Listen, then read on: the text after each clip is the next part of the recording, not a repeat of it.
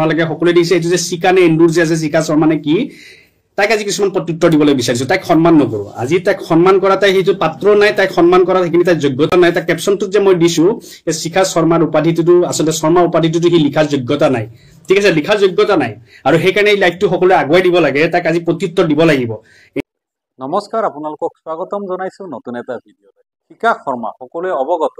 শিখা শৰ্মা কিয় হেইদৰে এজন ব্যক্তিয়ে তুলা ধুনা দিলে হেইদৰে কিয় প্ৰত্যুত্তৰ দিছে এই ব্যক্তিজনে চাও হক আমাৰ এই প্ৰতিবেদন আছে আপোনালোকক নিশ্চয় শুনাম এই প্ৰতিবেদন শেষলৈকে চালে আপোনালোকে গম পাব আৰু ভাল পাব কিয় শিখা শৰ্মাক এইদৰে প্ৰত্যুত্তৰ দিব লগা হ'ল এইজন ব্যক্তিয়ে চাও হক আমাৰ এই প্ৰতিবেদন এন্দুৰ যে আছে শিখা শৰ্মা নে কি তাইক আজি কিছুমান প্ৰত্যুত্তৰ দিবলৈ বিচাৰিছো তাইক সন্মান নকৰো আজি তাইক সন্মান কৰা তাই সেইটো পাত্ৰ নাই তাইক সন্মান কৰা সেইখিনি তাই যোগ্যতা নাই তাই কেপচনটো যে মই দিছো এই শিখা শৰ্মাৰ উপাধিটো আসলে শৰ্মা উপাধিটো হি লিখাৰ যোগ্যতা নাই ঠিক আছে লিখাৰ যোগ্যতা নাই আৰু সেইকাৰণে এই লাইভটো সকলোৱে আগুৱাই দিব লাগে তাইক আজি প্ৰত্যুত্তৰ দিব লাগিব এনেতো তাইতো সেইটো যোগ্যতা নাই তাইক যে প্ৰত্যুত্তৰ দিব পাৰা সেইখিনি তাই যোগ্যতা নাই কাৰণ তাই যতে খাব তাতে হাগিব কিন্তু যি হওক তাইক আজি কিছুমানৰ কথাৰ প্ৰত্যুত্তৰ দিম কাৰণ তাই যিহেতু এটা পোষ্ট দেখা পাইছিলো মই এই পোষ্টটো আপোনালোকে সকলোৱে চাই লওক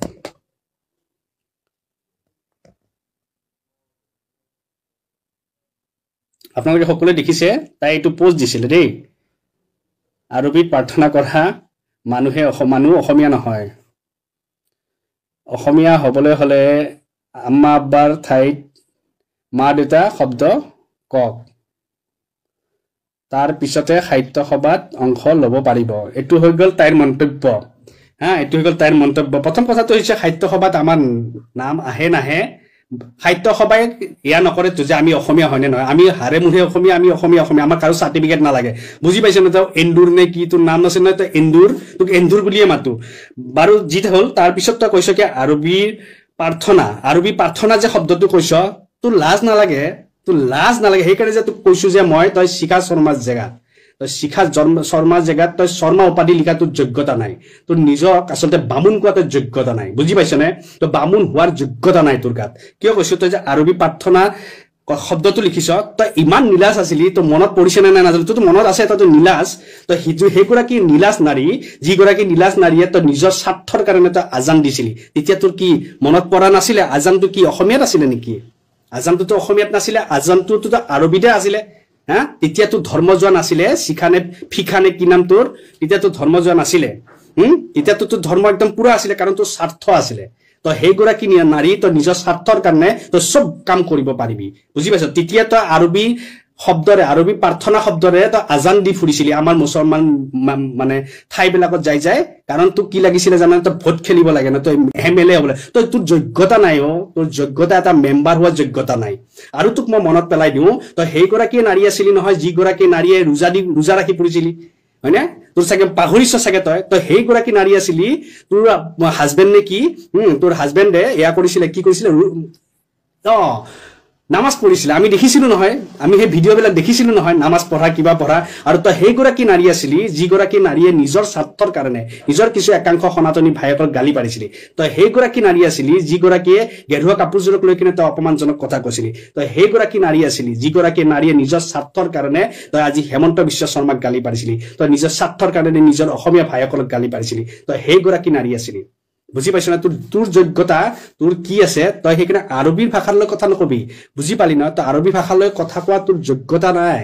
কাৰণ তই সেইগৰাকী নাৰী নিজৰ স্বাৰ্থৰ কাৰণে তই যিমান তল পৰিব পাৰ পৰি যাব পাৰ আজি তোক যেতিয়া ভোট নিদিলে মুছলমানে কিয় ভোট দিব তই MP হোৱাৰ তোৰ যোগ্যতা আছে তোৰ গাত MP হোৱাৰ টেষ্ট আছে MP হোৱাৰ যোগ্যতা আছে তোৰ গাত অলপমান তই এটা মেম্বাৰ হোৱাৰ যোগ্যতা নাই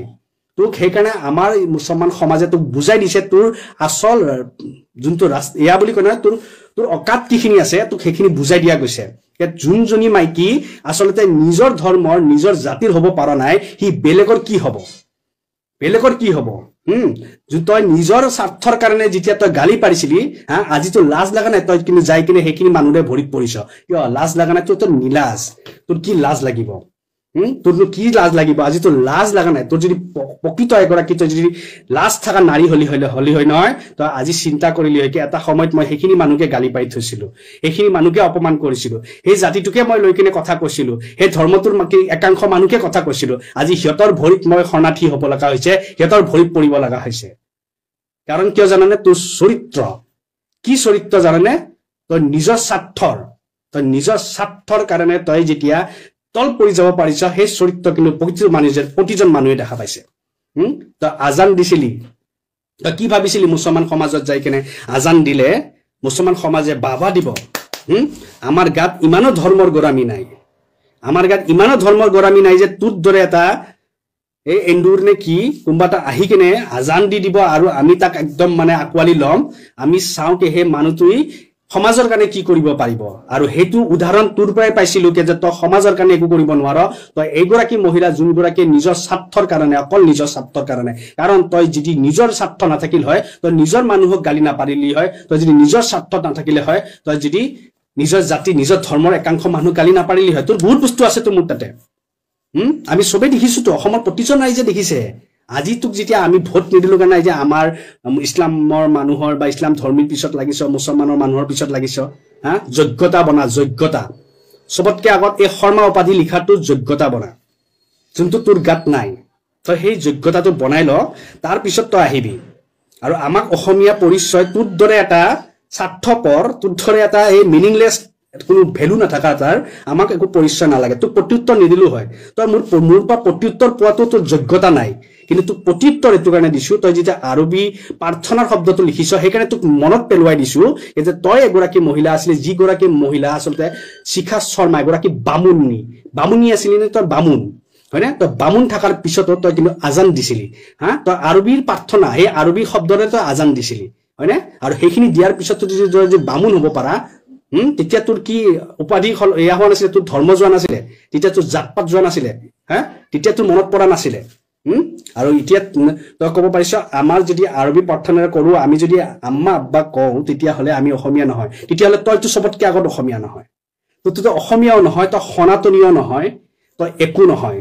কাৰণ কালি যদি সনাতনী ভাইসকলে যদি তোক যদি লাত মাৰে নহয় তই বেলেগ এটা জেগাত যাই পৰিবি তই বেলেগ এটা জেগাত যাই পৰি কিনে আকৌ সনাতনীহঁতক গালি পাৰিবি তই সেইটো মানুহ হয় সেইটো কাৰণে প্ৰথমতে নিজৰ হ'বলৈ শিক তাৰ পিছত তই পৰৰ এনেই হবি বুজি পাইছ নে যোনে নিজ ঘৰৰ আপোন হ'ব নোৱাৰে সি পৰৰ কেতিয়াও হ'ব নোৱাৰে বুজি পালি আমাৰ অন্তৰত আমি প্ৰথমতে লা ইলাহা ইল্লাল্লাহু মুহাম্মাদুৰ ৰাসূলুল্লাহ তাৰ পিছত আমি আমাৰ ভাই যেতিয়া ওচৰত আছে আমি জয় শ্ৰীৰাম বুলি কম ঠিক আছে আমি এটো নকওঁ যে আজি সেই ভাইজনক মনত ফুটি লগাবৰ কাৰণে আমাৰ ধৰ্মটো আমাৰ জাতিটো বদনাম কৰি বা বেয়া কৰি কেনে আমি সেই ভাইটোক ভাল লগাবলৈ নাযাওঁ আমাৰ প্ৰথমত আমাৰ নবীৰ কথা কম তাৰ পিছত আমি সকলোকে শ্ৰদ্ধা কৰিম কাৰণ মই যদি মোৰ ধৰ্মৰ হ'ব নোৱাৰো মোৰ জাতিৰ হ'ব নোৱাৰো তেতিয়ালে মই কাৰোকে হ'ব নোৱাৰো কয় নহয় যোন ল'ৰা ছোৱালী নিজৰ মাক বাপেকৰ হ'ব নোৱাৰে সি কেতিয়াও নিজৰ মাইকীৰ হ'ব নোৱাৰে কাৰণ যোনে নিজৰ মাক বাপেকক এৰি দিব পাৰে সি মাইকী তাক এৰি দিওঁতে কেইমিনিটৰ কাম বুজি পাইছেনে সেইকাৰণে প্ৰথমতে নিজৰ হ'ব লাগিব তাৰ পিছতহে আমি পৰক আমি মৰম কৰিব পাৰিম পৰক সন্মান কৰিব পাৰিম আমি লগত ৰাখিব পাৰিম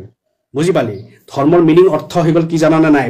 সকলোকে শ্ৰদ্ধা কৰা মৰম কৰা সেইটো তই বুজি নাপাবি কাৰণ তই স্বাৰ্থৰ মহিলা তোৰ গাত অকল স্বাৰ্থ আছে স্বাৰ্থ তই যদি স্বাৰ্থ কালি যদি মুছলমানে তোক যদি কয় তোমাৰ এখন সমষ্টিৰ মই বিধায়ক বনাই দিম তই 2 মিনিটত ৰং সলনি কৰি কিনে তই আকৌ গালি পৰা আৰম্ভ কৰিবি তই সেইটো জাতৰ মানুহ তই সেইটো বস্তু তই সেইটো কাৰণে এইবিলাক কমেন্ট কৰাতকে এইবিলাক কথা কোৱাতকৈ তই 100 বাৰ চিন্তা কৰি লবি যে তই নিজে আসলতে কি আৰু যদি তই প্ৰকৃত এগৰাকী যদি তোৰ গাত যদি বামুণৰ তেজ আছে তোৰ যদি গাত খসা কৰি তোৰ যদি সনাতনী তেজ আছে তেতিয়াহ'লে নিজক তই শৰ্মা উপাধি নিলিখিবি কাৰণ তই শৰ্মা উপাধি লিখাৰ তোৰ গাত যোগ্যতা নাই তই শৰ্মাৰ উপাধিৰ সেই মান মৰ্যাদাখিনি ৰাখা তোৰ গাত সেইখিনি যোগ্যতা নাই কাৰণ তই এগৰাকী মহিলা আছিলি আজান দি ফুৰিছিলি তই এগৰাকী মহিলা আছিলি তেতিয়া মিয়াৰ ঘৰে ঘৰে ঘূৰিছিলি তেতিয়াতো মিয়া বুলি চিনি পোৱা নাছিলি এতিয়াতো অসমীয়া আছিলে এতিয়াহে মিয়া হয়নে নহয় তই সেইগৰাকী মহিলা মনত ৰাখিবি দ্বিতীয়বাৰ কথা কোৱাৰ আগত নিজক চিন্তা কৰি ল'বি যে তই কি হয় আসলতে তই কি হয় জয় অসম